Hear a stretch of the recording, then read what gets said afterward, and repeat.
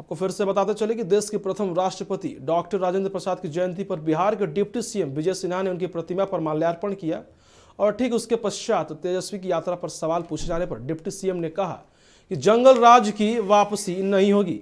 बिहार की जनता उन्हें नकार चुकी है। 22 भाग है जिसमें 19 भाग के 9 भाग लगभग बिहार के विरासत को सुसज्जित किए हैं। संविधान सभा के अध्यक्ष थे।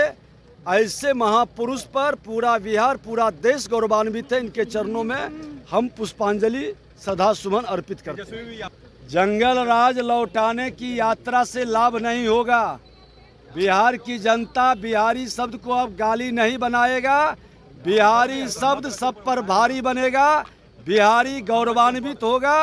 उनका जंगल राज, गुंडा राज उनकी यात्रा से अब लौटने वाला नहीं है।